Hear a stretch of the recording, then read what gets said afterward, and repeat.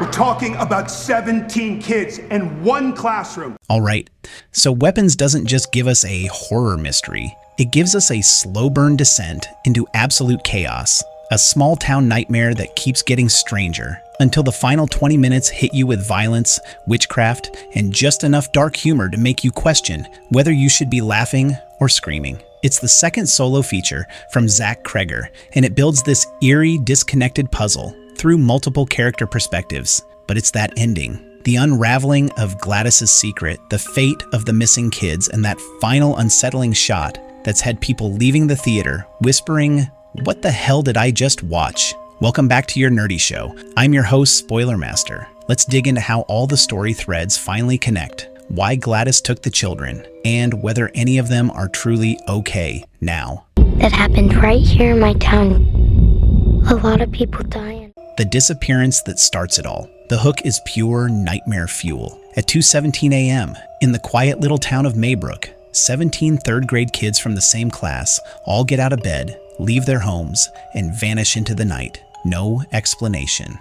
No signs of a struggle. They all just walk away. When morning comes, their teacher, Justine Gandy, walks into class expecting a room full of kids and finds only one, Alex Lilly. Everyone else is gone. The police get involved, but there's nothing. No footprints leading anywhere. No messages. No ransom demand. Just a bunch of empty houses. And in the middle of this mystery, the principal, Andrew Marcus, suspends Justine, and she starts spiraling, drinking, hooking up with her ex-boyfriend Paul, and having these disturbing dreams about the missing children and a strange woman. Before, at 2:17 in the morning, every kid... Multiple perspectives, same creepy woman. The movie's divided into sections that follow different characters. Justine, Archer, the father of a missing boy named Matthew, Paul, James the local addict, and finally, Alex. And here's the thing. No matter whose story we're watching, they all start running into the same figure, Glattis. She's pale, unsettling, and always just a step away from doing something terrifying. At first, Glattis is just this mysterious background presence, but slowly, it becomes clear. Every odd, disturbing thing in town is somehow tied to her.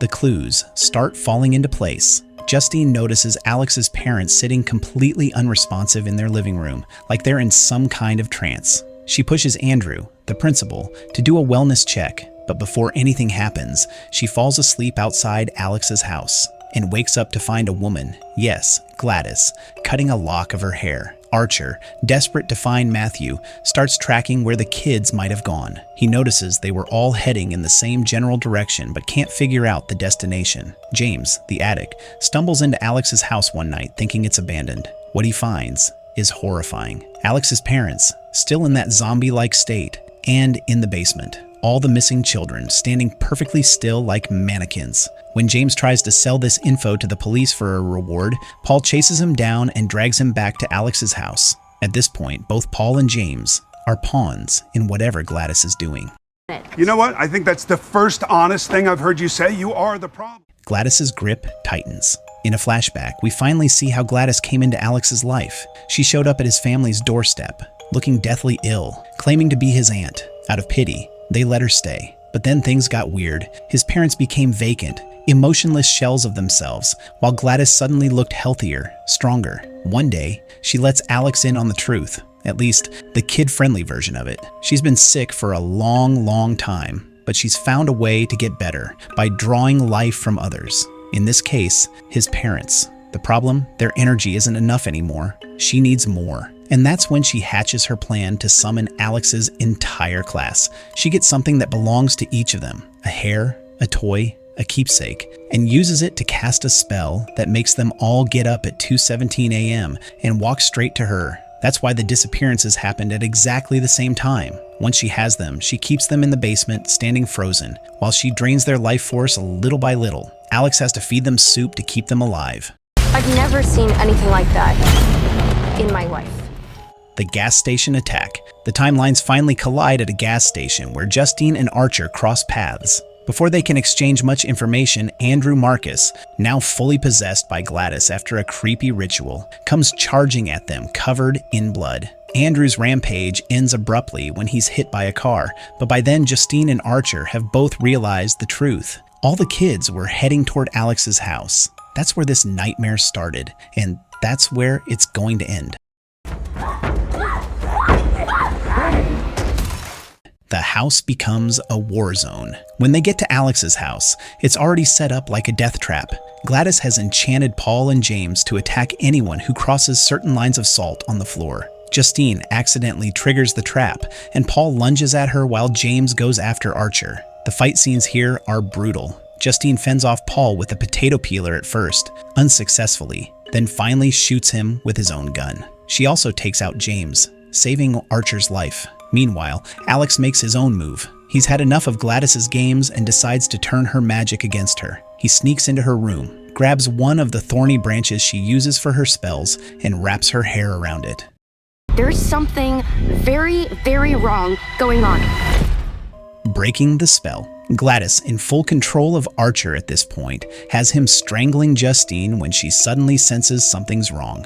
Alex snaps the enchanted branch, and that's the breaking point. The control Glattis has over the children shatters. All 17 of them, still dazed but now aware, turn their attention to her. She bolts out of the house, but the kids give chase. It's a twisted reversal. These kids she stole and controlled now swarm her in a frenzy, pulling her to the ground and tearing her apart. It's gory, chaotic, and almost cartoonishly over the top. With Glattis dead, the magic is gone. The investigating to the investigators.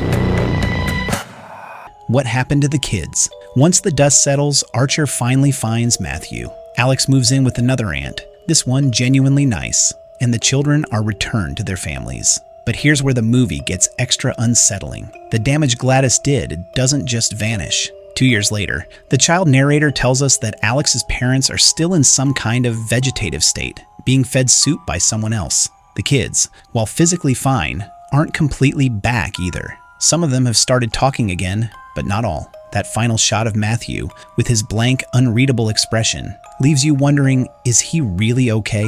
Or did part of him never come back from that basement? His room was totally empty. And you know what? Why Glattis took the children. Glattis isn't just some random town weirdo. She's a predator with a method. The illness she talks about is real in a way, but it's not natural. She's been alive for decades, maybe centuries, feeding off the life force of others to stay young and healthy. When Alex's parents started running out of energy, she needed a bigger source. And what's more plentiful and full of life than a group of children? The possession spell, the ritual objects, the synchronized 2:17 a.m. walk. It was all part of her harvesting process. In a creepy way, she even manipulated Alex into helping her, promising she'd leave once she got better. I have a lot of emotional parents here. I think it's best if you keep some distance. Who was Glattis? Really? This is where Weapons throws in one more layer of creepiness. Glattis claims to be Alex's aunt, but the details keep changing. At one point, she's his mother's sister. At another, she's his grandmother's sister. In overheard conversations, Alex's parents barely remember meeting her, but his mother insists she's family. Then, there's her language. She tells Principal Marcus that Alex's father has a touch of consumption, an old-fashioned term for tuberculosis that's basically extinct in modern speech. That slip hints she's far older than anyone realizes. Combined with her admission to Alex that she's been sick for a long, long time, it paints a picture of someone who's been using this same life-draining trick for generations, moving from family to family, leaving devastation behind.